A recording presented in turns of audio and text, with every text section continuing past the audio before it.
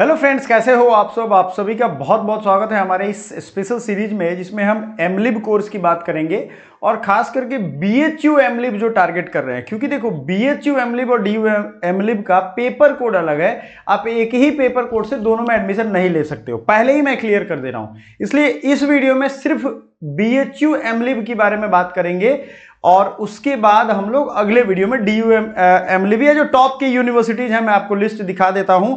इन सभी टॉप की यूनिवर्सिटीज में लाइब्रेरी साइंस में आपको एडमिशन अगर लेना होगा तो हम अगले वीडियो में इसके बारे में जानकारी देंगे। क्यों? क्योंकि इन सब से आप अगर करते हो तो आपको गवर्नमेंट जॉब के भी चांसेस रहेंगे और प्राइवेट प्लेसमेंट तो होता ही है अच्छे बहुत बढ़िया बढ़िया जगह पे। इवन कि देखो, एक छोटे से स्कूल से लेकर के एक पार्लियामेंट तक लाइब्रेरियन की जरूरत पड़ती है। शायद आप लोग ये नहीं जानते होंगे, बहुत लोग जानते भी होंगे, हमारे प्लेसमेंट वाली वीडियो भी देखी होगी। लाइब्रेरी साइंस पे बहुत सारी वीडियो है, लेकिन ये सबसे अपडेटेड इंफॉर्मेशन कैरियर प्लेसमेंट के मामले में है। तो टॉप की यूनिवर्सिटी पहले ही देख लो। उससे पहले मास्टर ऑफ लाइब्रेरी साइंस होता क्या है, आप समझो कि एक लाइब्रेरी है जिसमें किताबों की कैसे रखनी है, उसकी planning, management, computer basics application, library को मैनेजमेंट, रिसर्च के पेपर्स हैं, रिसर्च आर्टिकल्स हैं, उनको कैसे मैनेज करना है, उनकी कोडिंग कैसे करनी है। बेसिकली यही सब टेक्निक वहां सिखाया जाता है, पढ़ाया जाता है। ठीक है, तो कुछ टॉप की सेंट्रल यूनिवर्सिटीज आपको मैं दिखा रहा हूं। बीएचयू से मैंने खुद पढ़ाई की है, UGC net assistant professor exam crack किया है। साथ ही साथ इसका जो पेपर कोड है COQP11, उसमें भी मैंने एग्जाम क्रैक कर लिया है। आप जाकर के मेरा पेपर कोड मतलब आंसर जो स्कोर कार्ड है, सॉरी, वो आप जाकर के देख सकते हो। चलो, अब बीएचयू की सिर्फ बात हो रही है, तो बीएचयू का जो ऑफिशियल डॉक्यूमेंट क्या कहता है भाई, उसके बारे में हम लोग यहां देखने वाले हैं। बीएचयू का ऑफिशियल डॉक्यूमेंट कह रहा है कि आपको बैचलर डिग्री किसी भी डिसिप्लिन में होना चाहिए, चाहे आप साइंस के हो, कॉमर्स के हो, आर्ट्स के हो, कोई फर्क नहीं पड़ता।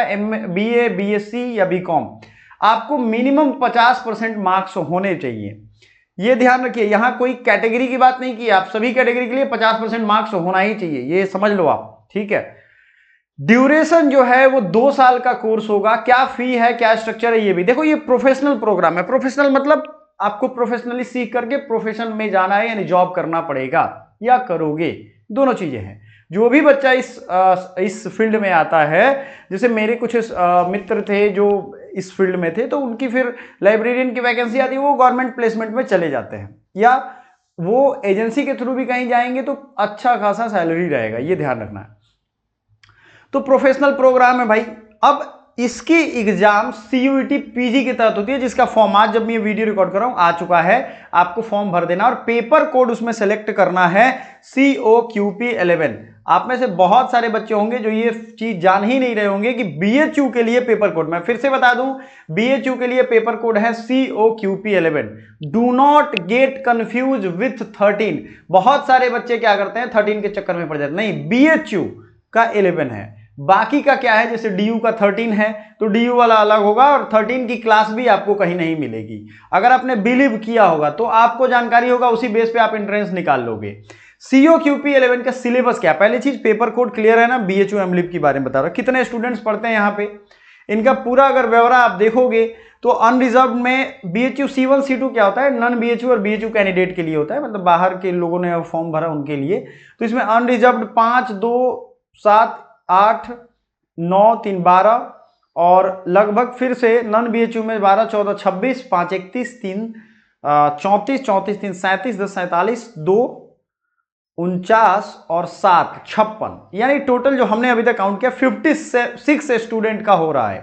ठीक है ना, 56 स्टूडेंट का एडमिशन हो रहा है। अगर सेमेस्टर फी हम लोग देखें तो वो है 1500। ध्यान से समझिएगा, 1500 रुपए में, ओनली 1500 रुपए में आपको सेमेस्टर फी आपका ये लगेगा और आपका पढ़ाई हो जाएगा। इतना सस्ता कहीं नहीं। हालांकि अभी जो मिनिस्ट्रीज है सेंट्रल गवर्नमेंट की, वो सबका फी बढ़ाने में लगी हुई हैं।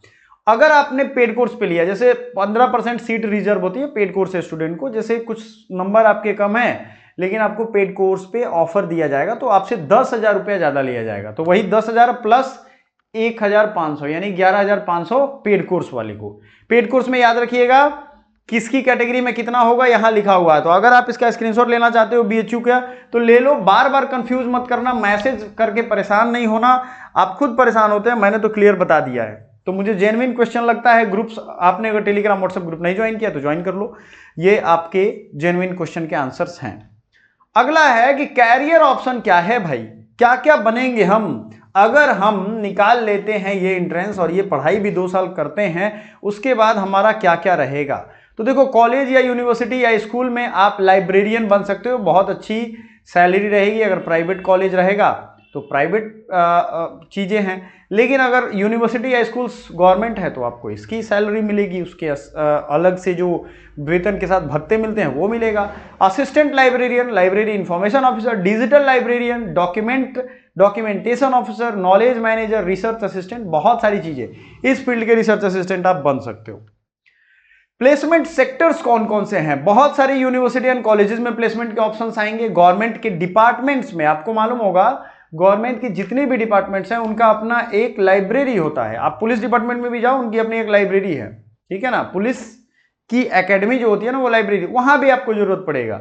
रिसर्च इंस्टीट्यूशंस में ICMR, CSIR, ICSSR, इन सब के अपने रिसर्च इंस्टीट्यूशंस में है। कॉर्पोरेट नॉलेज सेंटर्स में, पब्लिशिंग हाउस में, digital librarian and e learning platform पे, सभी जगह ये जरूरत पड़ने वाले हैं। आपके दिमाग में ये नहीं होगा कि प्लेसमेंट का सेक्टर्स कौन कौन सा है, कैरियर ऑप्शंस क्या क्या है, ये सब हमने बता दिया विथ BHU सिलेबस। सैलरी क्या क्या मिलेगा भाई, फ्रेशर्स देखो BHU में, अगर आप BHU से एमलिब करते हो तो वहां 1 साल का स्टाइपन आपको देंगे और एक तरीके से आपको वहां ट्रेनिंग पीरियड वो रहेगा और आपको पॉकेट मनी के अराउंड में 7-8 हज़ार आई थिंक रुपए देते हैं वो, जिसे आपका चलेगा 1 साल वो ट्रेनिंग। उसके बाद आपको अनुभव हो जाएगा तो कहीं भी प्लेसमेंट अच्छा रहेगा, या फिर कहीं गवर्नमेंट जॉब निकली तो जैसे बिहार में ही अभी निकलने वाली है, अब बहुत सारे सीट हैं उसमें, 6-7 हज़ार के ऊपर सीट है, तो आप समझ लो 20,000 से 35,000 पर मंथ जो है सैलरी ये निकलने वाला है। गवर्नमेंट लाइब्रेरियन में असिस्टेंट लाइब्रेरियन 44,900 से 1,42,000, ये UGC पे स्केल है, ये आप समझ लो असिस्टेंट लाइब्रेरियन। लेकिन गवर्नमेंट में अगर आप देखो तो आपको ये ध्यान रखना है कि आप छोटे लेवल की स्कूल ज्वाइन करोगे तो आपको इतने सैलरी मिलेगी, ठीक है, आपको ये भी क्लैरिटी आ गया। अब आप गवर्नमेंट जॉब में आ गए तो भाई तो आपको तो 1-1.5 लाख तक जाएगा ही, शुरुआत आपकी 44,000 50,000 से शुरू ही हो रहा है।